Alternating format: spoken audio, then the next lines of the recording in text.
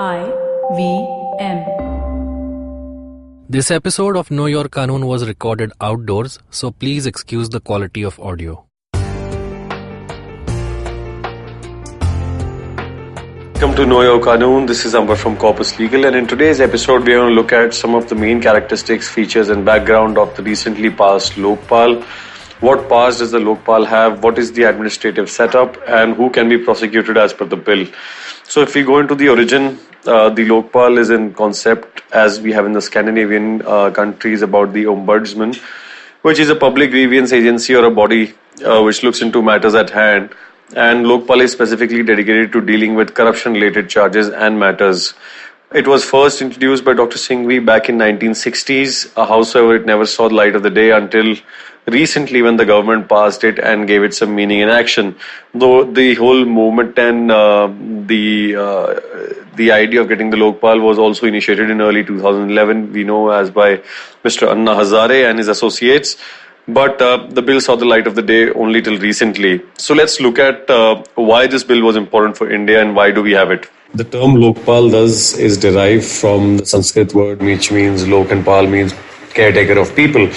And in India, the requirement was such because there is no independent body as such with so many powers, which can look into corruption charges being leveled against public servants. And for that matter of fact, members of parliaments or other political dignitaries. And because there is not such a mechanism, there is a high possibility of existing mechanisms like the government bodies and statutory bodies such as CBI and Central Vigilance Commission, Central Election Commission, and so forth, so on, that they can only act in a particular manner, but they are still under the control of the government. Independent body which could operate on its own and really do the needful, which was to be required in the country as far as corruption cases are concerned, like the judiciary, and an independent body was needed. Hence, the Lokpal came into picture under the Lokpal Act of 2013, where there were Lokpal elected at the national level and Lokayuts at the state level. Now let's look at the scenario around the world, where all and which countries do Lokpal, exists. So some of the countries where Lokpal exists, like in India is United Kingdom, Spain, Netherlands, Austria, Portugal, Finland, Denmark, and Sweden. And the reason being that there has been always this concept from the early 17th century to bring parity between the public and the political class and the so-called officer class of people into civil and other administrations around the world. Now, let's look at basically apart from that, let's look at basically what is the composition of the Lokpal. The office of the Lokpal generally comprises of a chairman and up to 8 other members. The chairman of the Lokpal can be a current or a former judge of the Supreme Court or the Chief Justice of a High Court or the High Courts.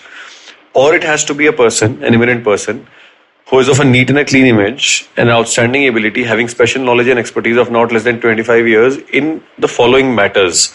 So if we break down this, it has to be either of the individuals, as I said ahead, it has to be the current or a former judge of the Supreme Court or the Chief Justice of any of the High Courts, or a person who is a very neat and clean image and has expertise of 25 years minimum in relation to the following set of areas, which is first of all anti-corruption policy, public administration, vigilance, law and management, finance, including insurance and banking.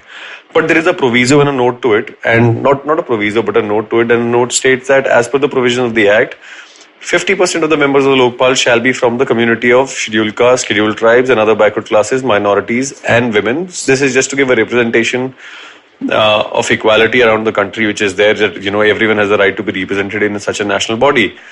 And there is a selection committee which is possibly there to appoint the Lokpal in the country. Now, what does this selection committee comprise of and who appoints the Lokpal? So the selection committee to appoint the Lokpal constitutes of the Prime Minister, the Chief Justice of India, or the individual who's a nominee, right? Lok Sabha speakers, leader of oppositions, an eminent jurist nominated by the President of India. Now, these are some of the highlights, of the Lokpal, that the committee has to be one which is coming from the top brass, right? And it has to appoint someone of all the characteristics as I mentioned. Thus, there is a very tough procedure for the Lokpal to be appointed. Now, how can Lokpal be removed? Well, removal of Lokpal the provision states that to remove the Lokpal, 100 members of the parliament need to sign the petition seeking the removal of the chairman of the Lokpal or any other members. This, allegation if being put on the Lokpal that, he's not performing correctly or so forth. So otherwise, can only be investigated by the Supreme Court. And if Supreme Court find the charges to be true, then Supreme Court suggests the president to remove the Lokpal from the post. An alternative way to remove the Lokpal is self-reference of the president, which is on the advice of the cabinet, respectively to the Supreme Court, which can investigate the charges. Thus, apart from 100 members of the parliament who need to sign the petition, the president on his own reference after the approval of the cabinet can refer to the Supreme Court to investigate the charges and get the Lokpal removed.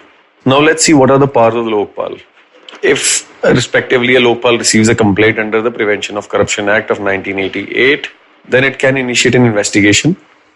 If the complaint is found true in the investigation, then Lokpal can ask the government to take disciplinary actions against the accused individuals or the public servants, or there is a special corruption case which can be filed in a special court being set up under the Lokpal's jurisdiction.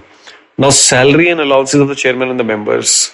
Let's look at that structure. What is the monetary emolument the individuals are getting? The chairman of the Lokpal shall enjoy the same salary and allowance as Chief Justice of India. That shows the equal parity and the power and the status they are trying to maintain. While members shall receive the same salary and allowance as those enjoyed by justices of Supreme Court.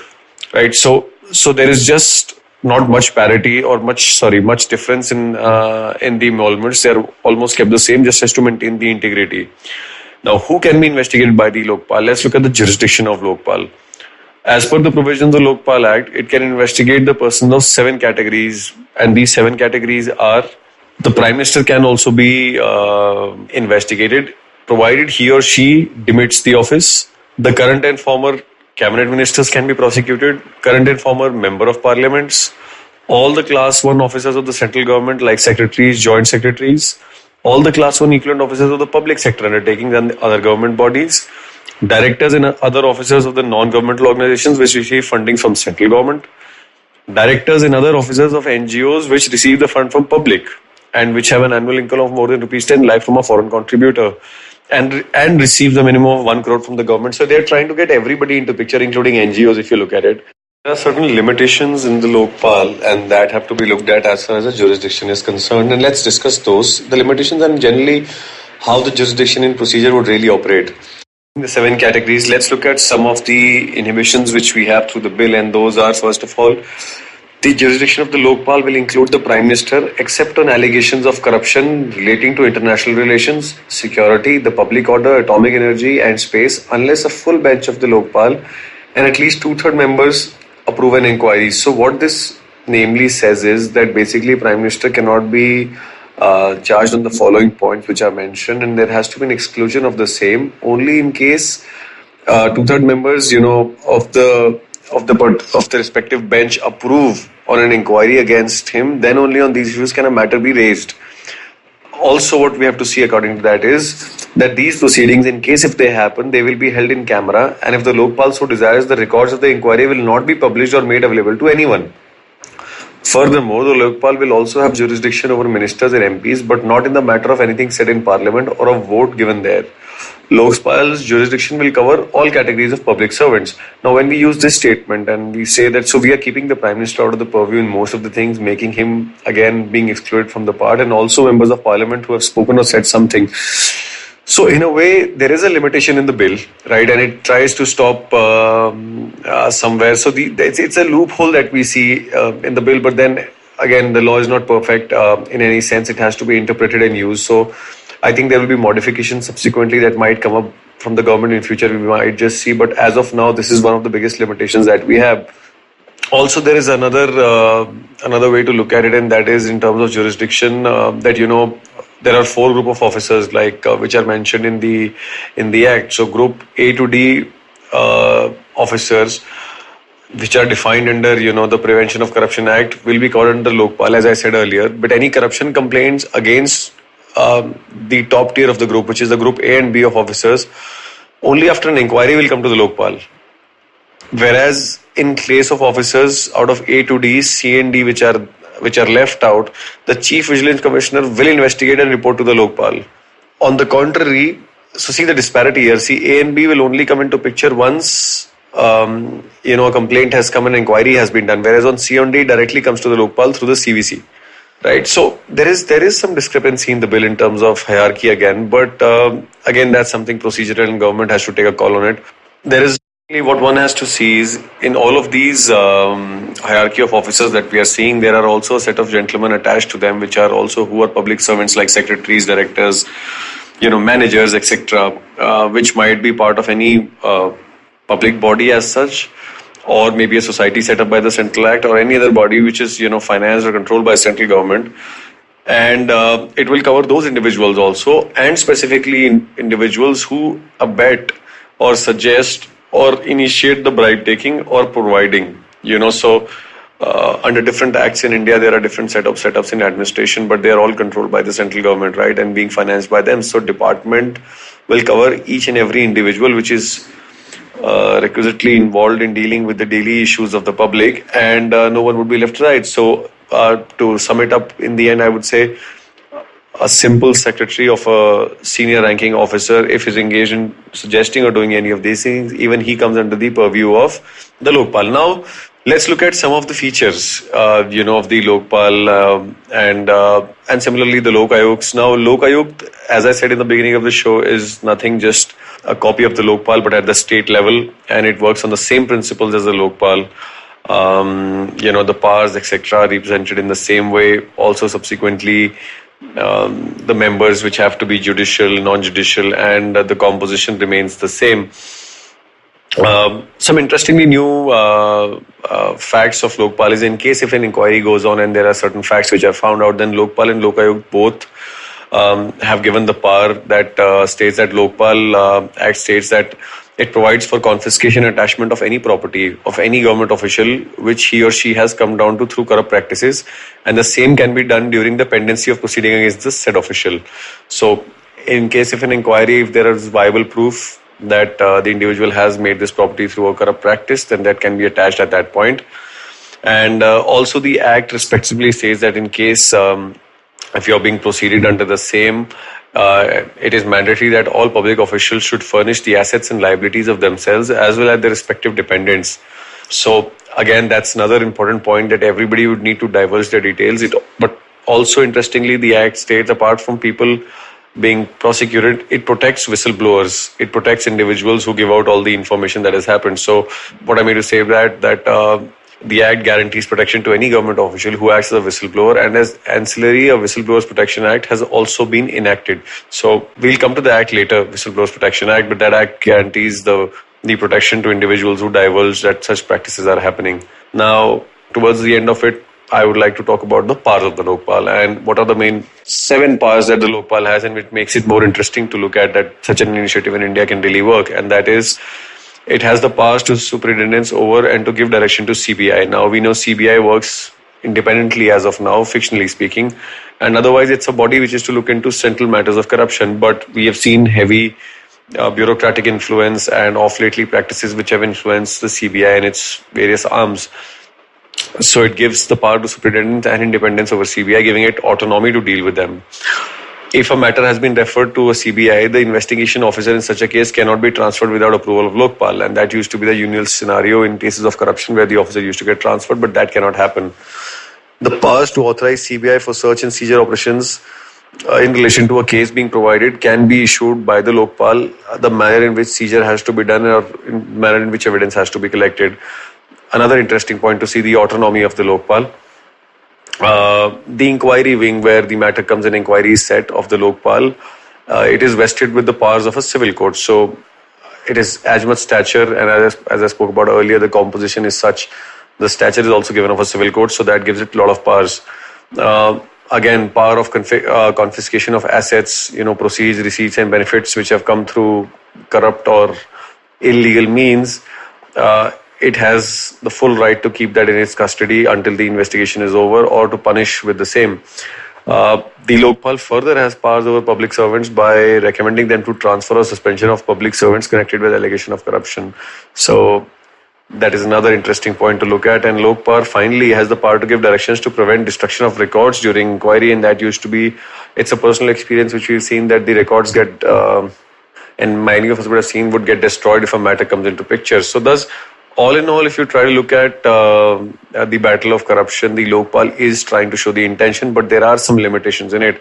And I've not hurried through the bill. I've just highlighted the major points which have to be looked at instead of going through each and every section. But this is the major outline of what a Lokpal looks like. And what is to be seen interestingly here is that the gap in the bill is that, first of all, as I spoke about the Prime Minister and other MPs being prosecuted in special cases, also the judiciary has been kept out of the ambit of Lokpal. There is no constitutional backing of the same. There are no provisions for appeal against Lokpal. The powers, composition and scope of Lok Ayogs do not find any mention of the Lokpal Act. So this kind of, these kind of lacunas or gaps or, other differences are really highlighted, because you don't know, it does not give you a clear picture of what the intention is. We do know what the Lokpal intends to do, but in reality, the intention of the administration does not come out to be, because there are still blurry lines in the operational efficiency and provision. Thank you for listening to Know Your Kanoon. For more queries and questions, please contact me at contact@corpuslegal.in. Catch Know Your Kanoon every week on the IVM website or the app or anywhere you get your podcast from. Hi, my name is Anupam Gupta. I'm B50 on Twitter. I am the host of Paisa Vaisa, the show that talks money. On my show, I speak to experts from every field of money and finance, from stock markets, equities, debt funds, credit cards, life insurance, every possible area of money and finance that you can think of. We even did an episode on cryptocurrency. I've got fantastic guests from mutual funds to personal finance experts everywhere. Robo-advisory, startups, just name it, we've got it. At Paisa Vaisa, we help you make smart decisions about money. You work hard for money. Now make your money work hard for you. New episodes out every Monday, and you can listen to my show on the IVM Podcast app or any other podcasting app that you have.